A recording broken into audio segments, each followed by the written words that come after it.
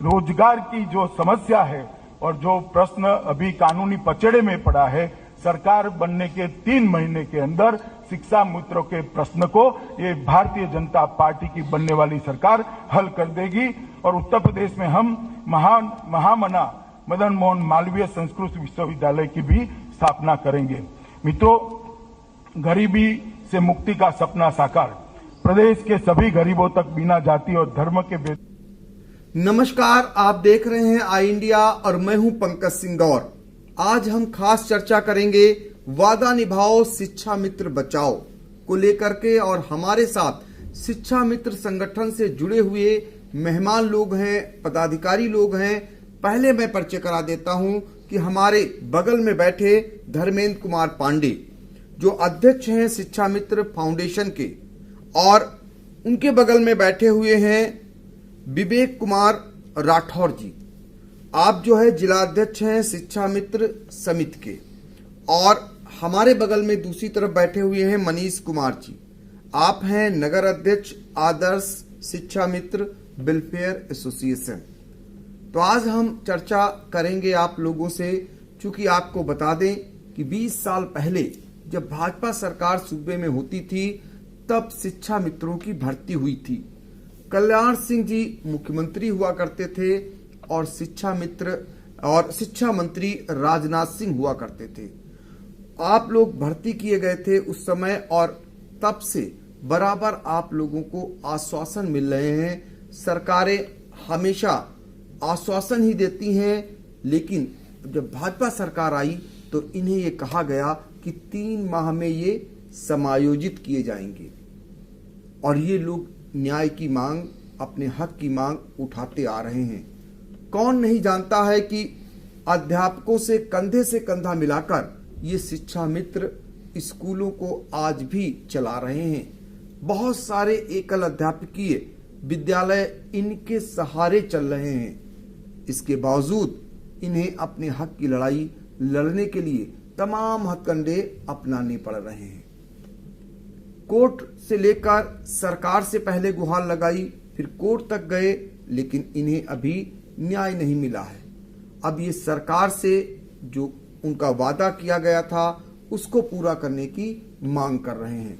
इसको लेकर आपको बता दें कि चूंकि राज्य सरकार ने 6 माह के लिए किसी भी आंदोलन करने को लेकर प्रतिबंध लगा दिया है, ऐसे में इन्होंने सोशल मीडिया का सहारा लिया और वादा निभाओ शिक्षा मित्र बचाओ हैशटैग करके ट्विटर से करीब 19 लाख शिक्षा मित्र और उनके परिजनों ने अपनी बात प्रधानमंत्री तक पहुंचाई और भाजपा के राष्ट्रीय अध्यक्ष तक पहुंचाई, गृह मंत्री अमित शाह तक पहुंचाई, और इन्हें उम्मीद है कि अब इनकी सुनवाई होगी।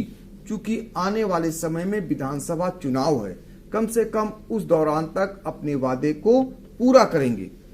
तो इनके सामने क्या कुछ दिक्कतें हैं और क्या इनकी मांगे हैं, इन्हीं के पास चलेंगे। सबसे पहले हम चलेंगे धर्मेंद्र कुमार पांडे के पास, जानेंगे कि सूबे में शिक्षा मित्रों की तादाद कितनी है और अब तक जो आपने लड़ाई लड़ी है, क्या लगता है आपको न्याय मिलेगा?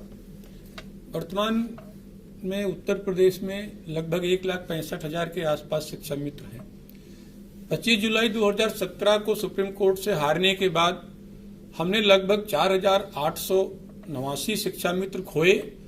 विडंबना तो तब थी कि सबका संरक्षण करने वाली सरकार जो दम्भु भरती है कि हम सर्व समाज का संरक्षण कर रहे हैं, केवल पंचायत चुनाव में हमने 245 साथी खोए, और उसमें से 100 परिवार तो ऐसे हैं जो पूर्ण रूपेण अनाथ हो गए। उनकी तरफ कोई देखने वाला नहीं। हम लोगों ने बहुत प्रयास किया, माननीय मुख्यमंत्री से मिलने का प्रयास किया, मिलने का समय नहीं मिलता है। कभी कभी स्थिति ये होती है कि शासनादेश हो जाते हैं, मानदेय जैसी दिक्कतें। आई इंडिया सदैव से हमारे लिए संघर्ष करती रही। कई बार ऐसा हुआ कि जब पूरा महीना बीत गया, हमें पैसा नहीं मिला, हमने आपसे कहा, आई इंडिया ने पहल की और हमें उसका हमारा 1 हफ्ता के अंदर इन्हीं लाल फीताशाही अधिकारियों ने हमारा भुगतान कराया। तो ऐसी स्थिति में हम लोगों के सामने बड़ा धर्म संकट है, पीछे कुआं है, तो आगे खाई है। ये बड़ी बात आप कह रहे हैं कि मुख्यमंत्री से आप समय मांगते हैं, आप लोग समय नहीं मिलता है। इन 4.5 सालों में आप क्या मानते हैं कि सरकार ने आपको सुना है? नहीं, इन 4.5 सालों में अगर हमने कुछ कहने का प्रयास भी किया तो हमें ठीक 1857 की पूर्व की सरकार की भांति हमें दबा दिया गया। हमने अगर संवैधानिक दायरे में पदयात्रा की तो कहा गया कि ये इसी लायक हैं।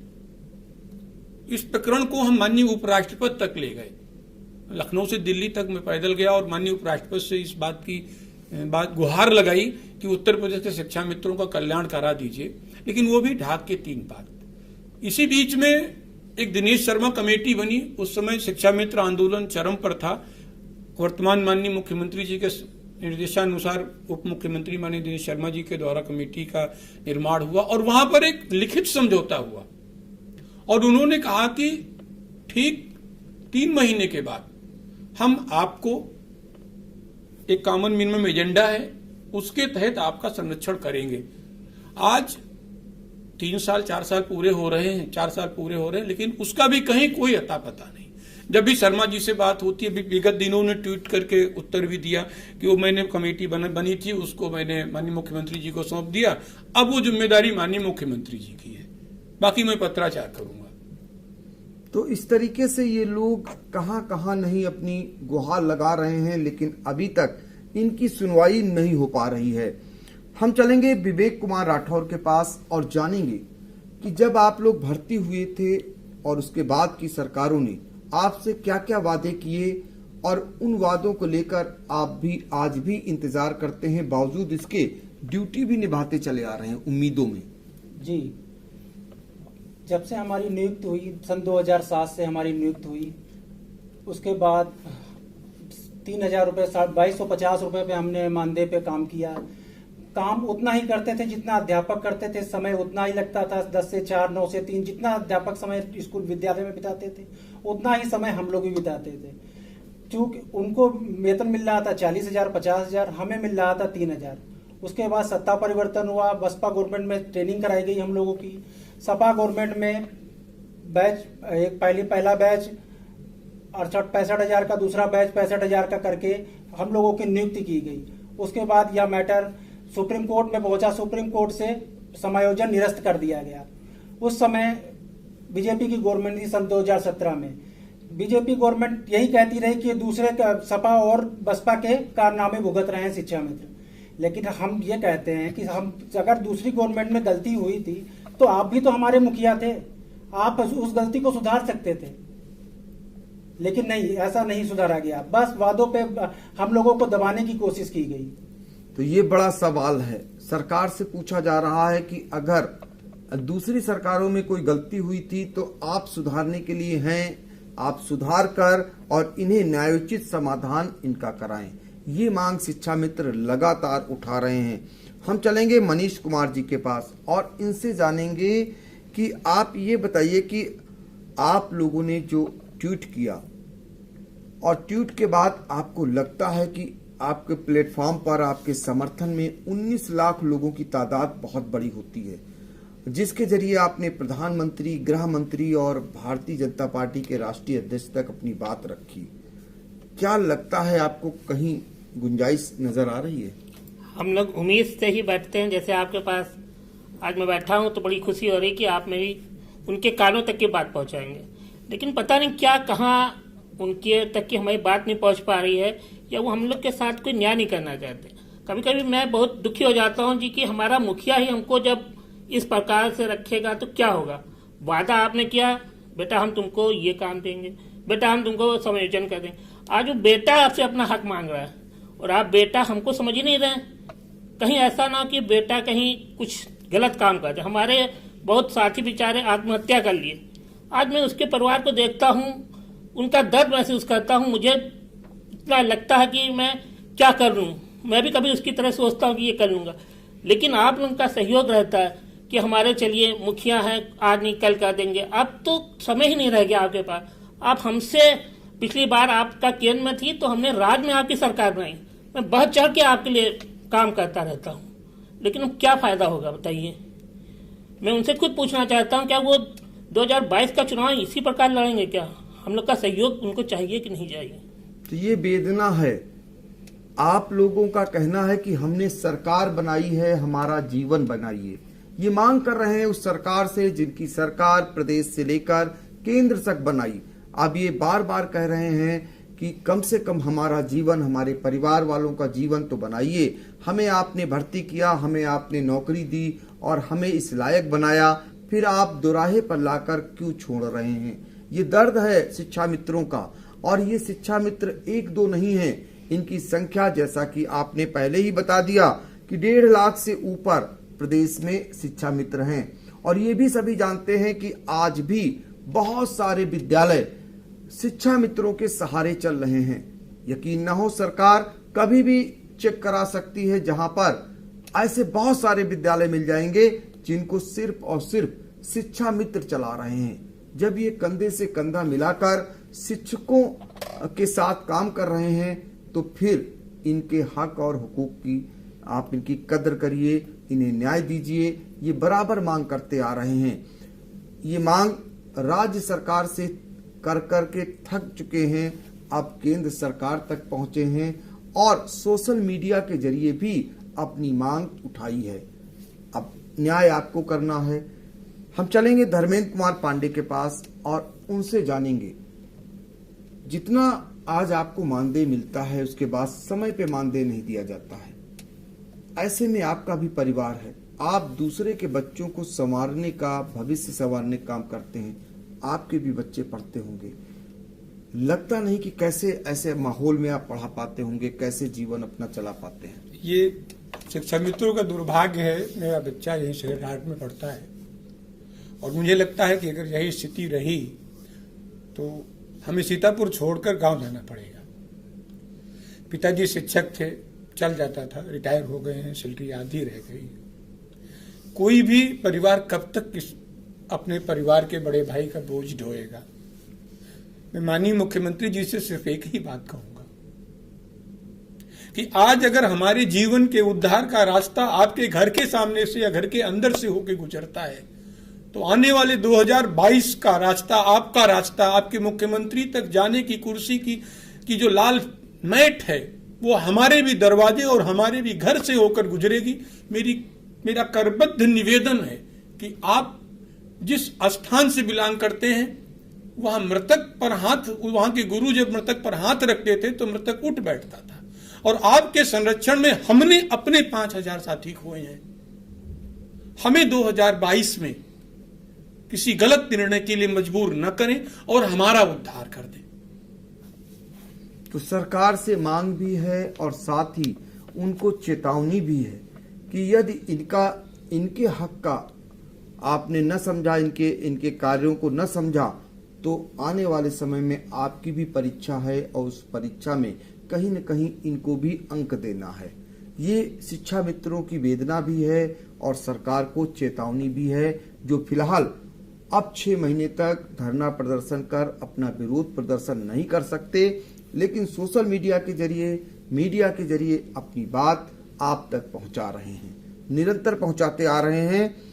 हम विवेक कुमार राठौर से जानेंगे कि कई बार ऐसे क्षण आते होंगे कि आप लोगों को समय पर जो भी मानदेय मिल रहा है वो भी नसीब नहीं होता है। उस समय आप कैसे गुजर बसर करते होंगे? मानदेय ना मिलने की वजह से अत्यंत बहुत ही दुखों का सामना करना पड़ता है। एक तो 11 महीने का मानदेय मिलता है, इस समय ये जून का महीना चल रहा है, ये जून में हम लोगों को मानदेय नहीं मिलेगा। पता नहीं कैसे हम लोग अपना खर्चा चला रहे हैं, ये तो हम ही लोग जान सकते हैं कि कैसे खर्चा चला रहे हैं। बहुत लोगों ने तो लोन ले रखा था, लेकिन इस समय पोजीशन ये है कि जेब में एक पैसा नहीं है, तब भी घर का खर्चा लगा, 4 लोग खर्चे वाले, क्या करा जाए? घर में एक खाने को नहीं है। अब इस समय हम लोग कैसे चलाएं? पूरा जून हम लोगों को मानदेय नहीं मिलता है। 11 माह का मानदेय देती है गवर्नमेंट। ये देखिए, ये है दर्द। 11 माह के मानदेय के सहारे जैसे तैसे परिवार का भरण पोषण करते हैं।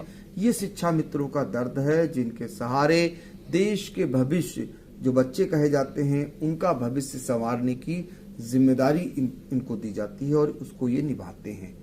हम जानेंगे मनीष कुमार जी से कि भाजपा सरकार ने आपसे जब सरकार नहीं बनी थी तो आपसे क्या क्या वादा किया था? ऐसा कोई घोषणा पत्र था जिसमें आपके लिए वादे किए गए थे?